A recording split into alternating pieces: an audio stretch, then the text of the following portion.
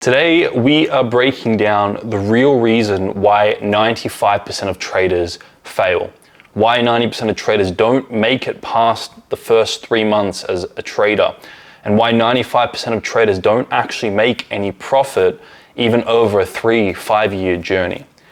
And the reason why may be a little bit shocking to you, and it may not be necessarily what you think. So I'm going to break down the root reason why, and then I'm also going to give you solutions to that reason. I'm going to be giving you actionable insights and actionable steps you can take to ensure that you don't fall part of this 95% statistic. And the time, energy, and effort you dedicate to becoming a successful trader is for a real reason. I'm going to be giving you these solutions so that you can become consistently profitable. So we're diving into a really great psychology masterclass today, the real reason why 95% of traders fail, as well as the solution to that. Now, the big problem we're addressing today is the fact that many traders come into the markets and they completely neglect their psychology. They have what I call an untrained mind. Now, the brain you bring into trading, if untrained, will not allow you to achieve consistent profitability. I'm going to be breaking down specifically why this is the case, and I'm going to be showing you how and what you can do to actually train your psychology and to prime your psychology to ensure that it's congruent with your goals of becoming consistently profitable, and that you don't have this internal conflict where you have a goal of wanting to become consistently profitable, but your brain is doing something completely different. Your lower minded tendency is designed for survival. You have to understand that everything we do as human beings, we have this animal brain that was established thousands and thousands of years ago through what our ancestors needed back then. And majority of what we do is just react to our external stimuli. And even though we don't have the same threats that our ancestors had, we have the same survival mechanisms inbuilt into our brain. So our lower-minded tendency is designed for survival. And what this does is it accentuates fear and greed. It exaggerates fear and greed. It makes what's out there worse or better than what it is to ensure that we have our survival mechanisms firing. Now, if we don't learn to manage that and we don't learn to train our mind to transcend that, then we're not going to be able to have consistent profitability, because fear and greed sits at the exact opposite side of consistent profitability. You have to learn how to manage fear and greed if you want consistent profitability. So traders must learn how to transcend these lower-minded survival tendencies to activate higher functions in the brain, which we're going to be discussing, and I'll be showing you how to do that if they want consistent profitability. Okay, I've put together a little bit of a diagram which I think is going to be useful. So let's imagine this is some representation of your mind. And for this example's sake, I'm going to simplify this analogy, and we're going to use it more as an analogy, and we're going to say that you have a higher mind and you've got a lower mind. You have higher minded functions, you have lower minded functions. This isn't necessarily difficult to see. If you look throughout your life, you'll probably find that there are certain times where you're more inspired. You feel like you're on track, you feel like you're on a mission, and you feel like you are committed to a higher cause or a higher reasoning, and you feel sharp, you feel like a leader, you feel inspired, you feel disciplined and motivated. Everybody's had those times of higher minded functions. And so too, every individual's had those lower minded functions, which are trying to avoid pain and trying to seek after pleasure, and having this animalistic desire to have a lot of food, to overconsume, to have sex or drugs or alcohol, just a desire to escape from pain and to experience pleasure. So every individual's experienced both in their life, higher minded and lower minded functions. One isn't good, one isn't bad, it's just what it is. And it's important to understand that every human being is going to have both. If you want to be a successful trader though, you have to learn how to manage and quiet down those lower minded functions and activate the higher minded functions, which I'm going to explain. So we have in the lower minded function, let's just imagine we're focusing on the bottom section here. We have polarity. We have a positive polarity. We have a polarity that represents winning in our mind, and we have a polarity, it's all the same, which is greed. And then on the other side of that coin, we have negative, we have what Usually we associate loss to negative, right? So I put loss there, and fear is trying to avoid the negative, right? So we have two polarities. We've got a positive polarity, we've got a negative polarity. When we win, we tend to be in the positive, proud, up polarity, and we tend to accentuate greed. When we're in the negative polarity and we've taken a loss and we're in a state of shame and a state of resentment, and we have this fear of that happening again, okay? So these lower-minded functions are for survival. The amygdala is responsible for this. That's the emotional part of your brain. The lower-minded function is all about the outcome. It's about the external stimulus around you. We want to seek after the positive on the outside. We want to avoid the negative on the outside. And this is short-term. If we think about it from a trading perspective, the lower-minded function is, I want to win on this individual trade. I don't want to lose on this individual trade. And counter to that, which we're going to discuss in a second, is the higher-minded function, which is more long-term. It doesn't think about the individual trade, it thinks about the larger sample space. So when we focus in on this lower-minded section here, the survival section, which is the lower part of your brain, the amygdala, it's the emotional part of your brain. When I make a statement like, the brain you bring into trading, if it's untrained, won't allow you to have consistent profitability. Let's focus on that for a second. You have to imagine from an anthropological standpoint, from an ancestral standpoint, thousands and thousands of years ago, our ancestors were out in the wild, they were hunting. All they were focused on was survival. They were focused on food, shelter, and reproduction. That's about it. So in those situations thousands of years ago, when our ancestors were so focused on surviving, on staying alive, and there was a predator-prey model out there, what happened was our ancestors needed certain mechanisms, certain survival mechanisms to stay alive. One of those was when our ancestors saw a threat in front of them, let's say they saw a saber-toothed tiger in front of them, they had to have a quick response to stay alive. So what would happen is they would see a saber-toothed tiger, they would label that bad, negative, that's a loss, I'm afraid of that, I have a fear response. And in that situation, if they perceived a threat in front of them, what would happen in their brain is the brain would exaggerate and accentuate how bad that threat was. They would have this exaggeration in that moment where this threat was initially a threat, but now it becomes exaggerated, it becomes all negative. And you continue to run stories in your brain about how bad this would be and how terrible it would be if this saber-toothed tiger attacked me. And the brain had that fear response, that mechanism, as a way to get yourself into a fight or flight response. It would release cortisol and adrenaline in your body, and your blood would go from the internal organs to the extremities, to your muscles, so you were in a primed fight or flight response position in that situation. You saw threat, your brain reacted, survival, threat, and it reacted in a way to be primed for a fight or flight. Now, if that individual perceived themselves strong enough to fight the threat, they would. If they perceived themselves weaker than the threat, they would run. So that's the fight or flight response. So that response there is a survival response, is to stay alive.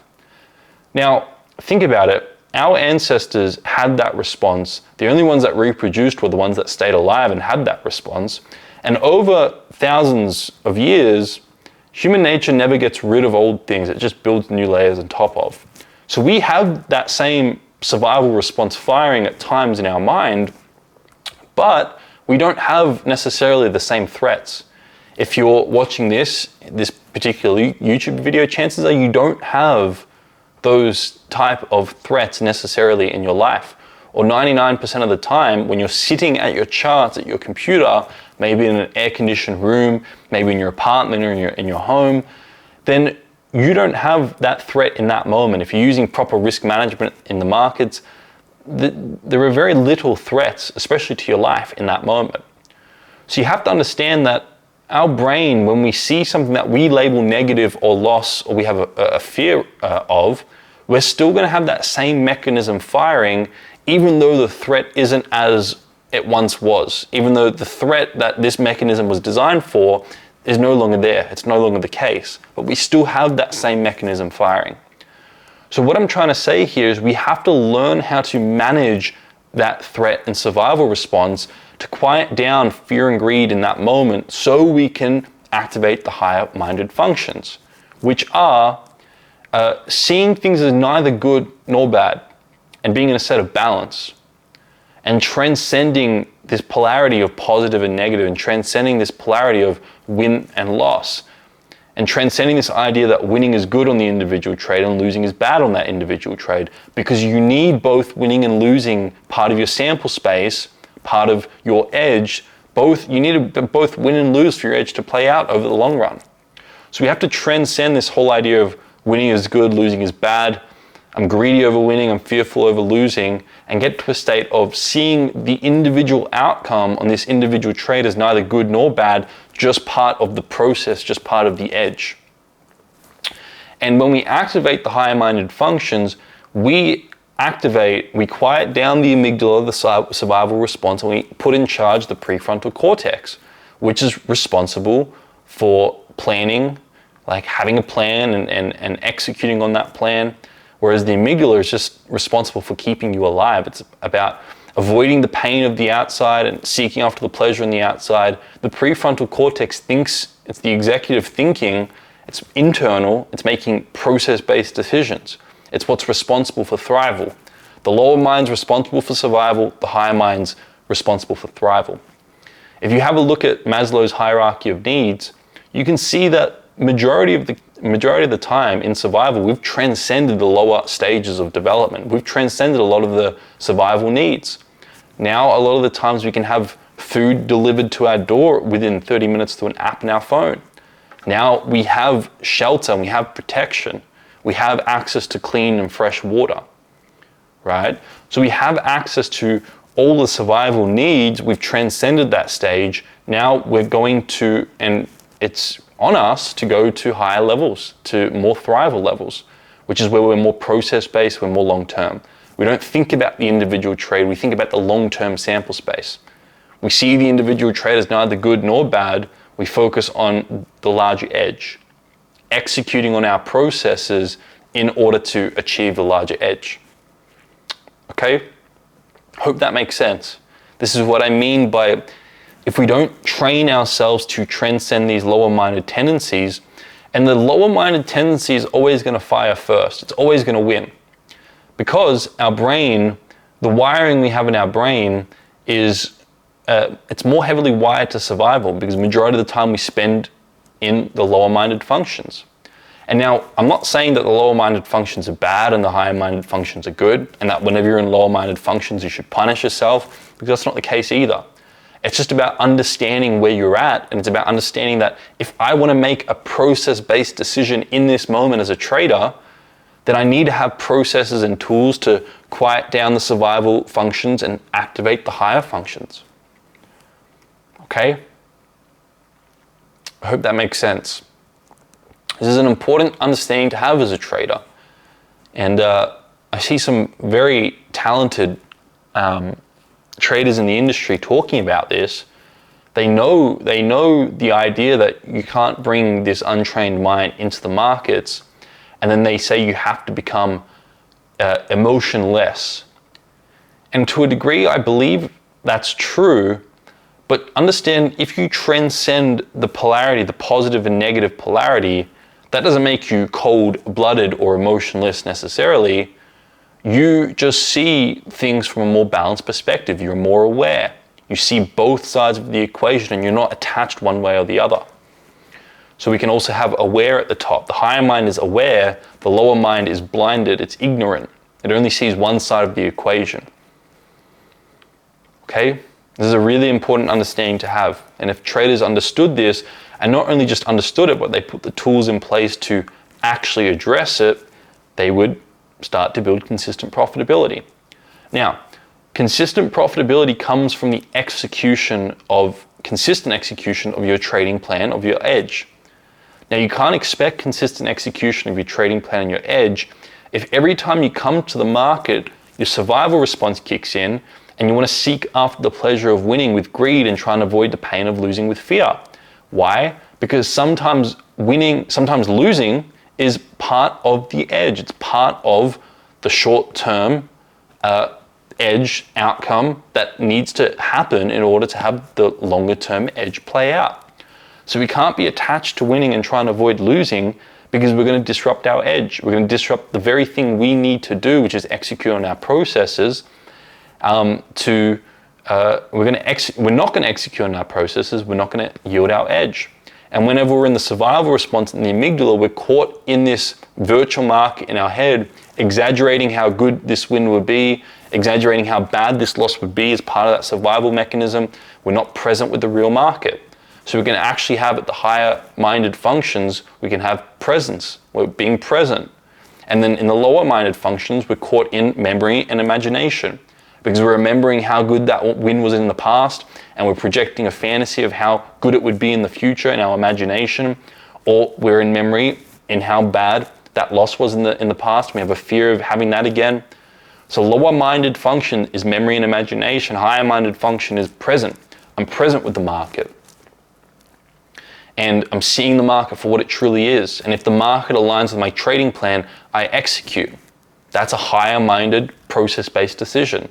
Whereas a lower minded function is, oh, this reminds me of how bad this was in the past. I want to avoid it, because I don't want to go through that pain again.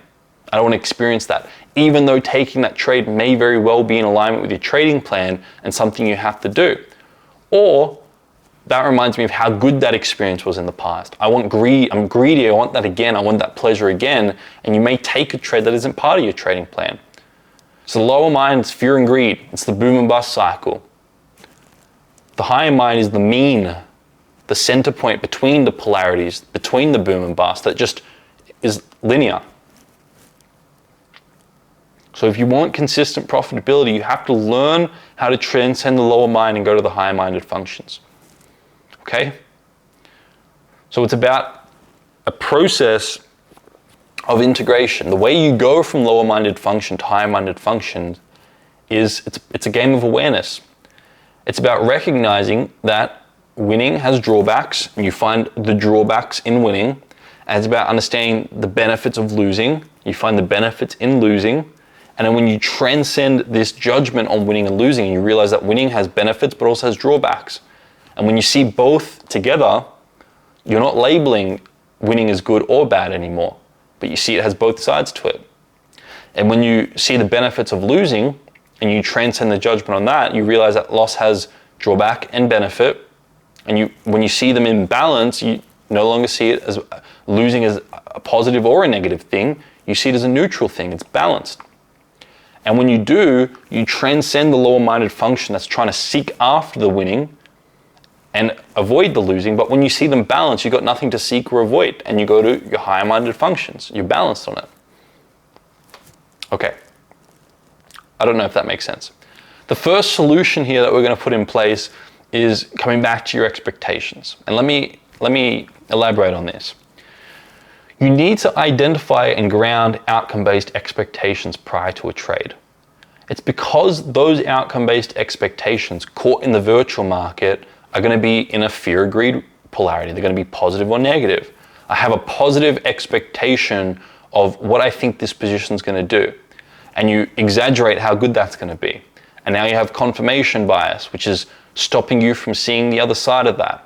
And now you're in a greed response because you want that pleasure of how good this trade's going to be. And you may get in early, you may get in late, you may take a position that isn't even part of your plan. So you need to ground outcome-based expectations prior to your trades. Your outcome-based expectations are what keep you in the lower-minded function. It's the virtual market in your head. It's fear and greed. It's reacting to the external stimuli. It's going to take you away from your trading plan. Trading plan's a higher-minded function. Thinking and executing on how you feel in the market, and I think it's going to do this, and I feel good about this, that's all lower-minded function. That's all about, I want the pleasure, I want to avoid the pain. So you need to identify and ground your outcome-based expectations. When you identify and ground an outcome-based expectation, you now have permission to ask yourself, is this trade part of my plan? And if it's a yes, you execute on it. If it's a no, you don't execute on it. But you have to understand, if you have an unrealistic expectation or an expectation on the outcome of what you think is going to happen, Even if that trade isn't part of your plan, sometimes because of that fantasy, you're pulled into taking that trade. Or if that trade is part of your plan and you still have these outcome-based expectations of what you think is going to happen next, if the market doesn't align with that, you're going to be extremely emotional and disappointed, and that's going to affect your next position.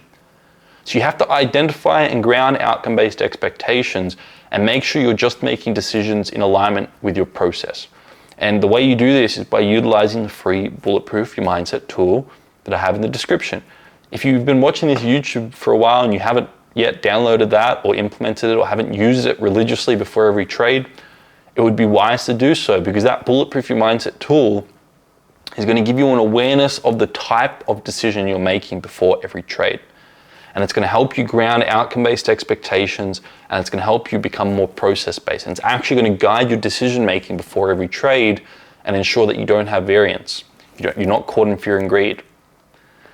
Now, the next solution here is you want to redefine what winning and losing mean to you. The only reason you're caught in a lower-minded function is because you're still attached to winning, you think winning is good, and you're trying to avoid losing. But remember, both winning and losing are necessary for your edge to play out. So we have to rise above this whole idea of winning is good and losing is bad. We have to see them as both, or we have to see them as neither good nor bad, both balanced, and become more process-based. Now, our associations to winning and losing can come from anywhere in life. We could win in sport, we could win in a job, or we could win in a relation, whatever you associate good to win. And in our mind, we have this idea that winning is good, and we want to seek after winning. And in our mind, we could lose in a sport, or lose in a relationship, or lose in a job, whatever, and we can associate pain and negative to losing. So we have these associations between what we think winning and losing mean to us. We have to learn to redefine that if we want to come into the market. This is what I mean. You have to train your mind, because if you bring the mind that you've had through life into the markets, then it's not going to work. You have to learn to train your mind and redefine what winning and losing mean. So what do winning and losing mean to you? That's a great question to ask yourself, and really have a look at what type of beliefs you've associated to winning. Does losing make you feel certain ways? Does it remind you, does it bring stuff up from previous relationships or previous jobs or childhood that you haven't addressed? Does winning do the same thing? Okay? Because if you have this idea that winning is good, I perceive winning as good and I perceive losing as bad, you're going to try and seek after winning, you're going to set unrealistic expectations on trades, you're going to be stuck in the lower-minded functions, making irrational decisions. You're never going to learn to transcend the polarity, and you're never going to learn to make process-based decisions. And as a result, you're never going to have consistent profitability. And if you do have consistent profitability for a short time, you're not going to be able to sustain it. You're still caught in this idea that I have to win, I have to avoid losing, as opposed to transcending that, being neutral in the outcome, not wanting one or avoiding the other, and just making a decision based on what your plan says in that moment. You have to redefine what winning and losing mean, and this is what we do in the 12-week program. I give you the tools, I give you the accountability, I give you the coaching to be able to go in there and start redefining what winning and losing mean, and breaking any beliefs or breaking any limiting beliefs that are holding you back from that. You have to go in there and learn to see the drawbacks and the risks of winning and balance your perception on that. And you have to go in there and find the benefits to losing and balance your perception on that as well, so that you can see winning and losing as neither good nor bad. They're just a necessary outcome in my overall edge. And I'm not attached one way or the other, I'm just making a process-based decision. Okay? I hope that makes sense. I hope what I've shared in this video is insightful, because it's a key lesson that a trader needs to learn if they want to take trading seriously and start achieving consistent profitability. Now, if you like these types of videos and you resonate with them, you're going to love the 12-week program. We've got a 7-day free trial to that, so make sure you check that out. Please like, comment, subscribe, share these videos with those you know who would find them valuable. Share them in your trading communities. Let's get this message of trading mindset out.